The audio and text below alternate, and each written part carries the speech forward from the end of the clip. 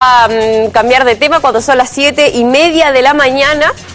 Vamos a conversar de algo bien importante, tiene que ver con la prueba de selección universitaria, porque hay cambios. Hace unos días se dieron a conocer estos cambios en el contenido de la prueba de la PSU, donde lenguaje y comunicación será el examen que contará con más cambios. Cuando solo quedan 6 meses para rendir este certamen, vamos a darle la bienvenida a Jorge Mansi. Él es director de MIDE UC. Vamos a hablar de las modificaciones entonces de los contenidos de la PSU. Muchas gracias, Jorge, por estar con nosotros conversando en Hora 7. Si no me equivoco, es el primer cambio que se hace grande en 11 años a la PSU. Y al menos lo que me llama la atención es que precisamente se haga el foco en lenguaje y comunicación y respecto a la lectura, que la lectura va a tomar un rol aún más importante dentro de la evaluación de la prueba. Ya, a ver, digamos que la prueba ha tenido algunos otros ajustes que no tienen que ver con los contenidos. Claro, más pequeñitos, ¿o no? Son de otra naturaleza, digamos. Por ejemplo, ha cambiado el número de preguntas en algunas pruebas. Este año se va a cambiar una regla que tiene que ver con el descuento de las preguntas contestadas en forma errónea, que previamente se descontaba un cuarto de ellas, ahora ya no, etcétera. O sea, cambios han habido, y este tiene que ver con el hecho de que hubo un cambio en el currículum. O sea, esta generación que egresa este año es la primera generación con un ajuste curricular, se llama, que se implementó hace 4 años. ¿Qué tiene que ver netamente con el contenido? Claro, lo que pasa es que esta es una prueba que está alineada con el currículum. Por tanto, cada vez que cambia el currículum, tiene que ajustarse la tabla de lo que se llaman tablas de especificaciones de las pruebas. ¿Qué pasa en el caso del lenguaje? La única prueba que tiene un cambio para este año importante es lenguaje, en el sentido que se elimina una pequeña sección al comienzo de la prueba y se sustituye por, o sea, esas preguntas que se dejan de tener, que son 15, se reemplazan por más preguntas de las secciones que ya existían. O sea, no es un cambio que para los estudiantes signifique que vayan a tener que preparar algo que no sabían que tenían que preparar, porque son los mismos temas que van a tener un poco más de preguntas. Y el foco principal es lectura. ¿Comprensión de lectura? Claro, porque es una habilidad general que se requiere en la universidad, evidentemente, en todas las carreras, independientemente del área, no solamente en las humanidades y ciencias sociales, sino que en toda la formación universitaria. ¿Y de qué ítems salen, Jorge? Lo que pasa es que había una sección de 15 preguntas que tenían que ver con un foco en temas lingüísticos al comienzo, conceptuales. Y eso ha desaparecido de la prueba y se sustituyen por 5 preguntas de otras 3 secciones que ya existían en la prueba. Hay cambios en trigonometría, o se dice que la trigonometría sale. Lo leí en una publicación sin el detalle. ¿Eso es así? A ver, lo que pasa es que las otras 3 pruebas se han hecho anuncios que van a empezar a implementarse para el próximo año y para el año siguiente. Entonces, todo esto está en el contexto de los ajustes curriculares. Yo no soy experto en currículum y menos de cada una de las disciplinas, por tanto, no puedo argumentar de por qué.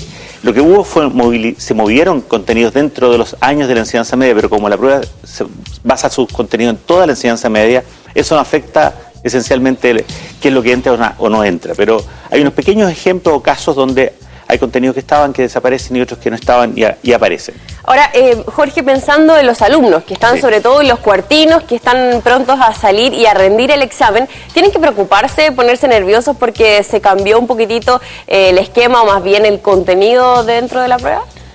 No debieran, porque justamente en la medida que lo que ellos saben desde siempre que la prueba está basada en el currículum. Por tanto, como esta generación que ahora egresa empezó con un nuevo currículum en la enseñanza media 4 años atrás, ellos sabían que iban a haber algunos ajustes. Pero insisto, son pequeños, son bien acotados, y yo entiendo también que se hizo la preocupación fue postergar en 1 o 2 años algunos de los cambios para dar suficiente tiempo para los jóvenes para que estuvieran bien preparados. El único cambio relevante es en el de lenguaje, pero como digo, no requiere un cambio en la preparación.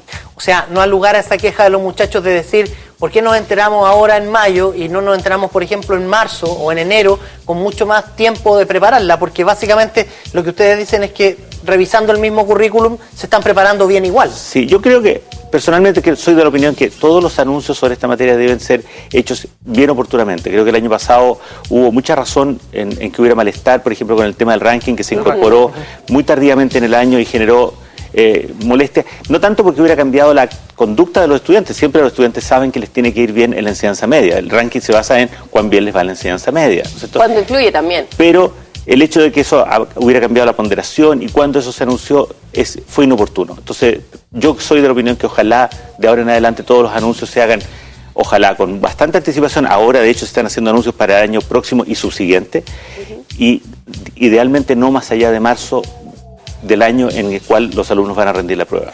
Ahora, Jorge, me gustaría preguntarle, más allá de los cambios que se van a realizar para específicamente este año y los años posteriores respecto a la PSU, ¿qué le parece a usted la prueba como medio de admisión para las universidades? Bueno, yo soy... ¿Cómo rendirla? Ya. ¿Le parece que deberían haber más cambios, que debería cambiarse quizá el sistema completo y que deberían haber, por ejemplo, pruebas para cada una de las carreras en distintas universidades? No, a ver, sobre esa última opción me parece a mí que no es una buena idea, porque de partida la formación el énfasis que tiene la formación universitaria, perdón, la formación de la enseñanza media es en la preparación en grandes habilidades. Y las carreras requieren conocimientos altamente especializados en algunos casos, ¿ya?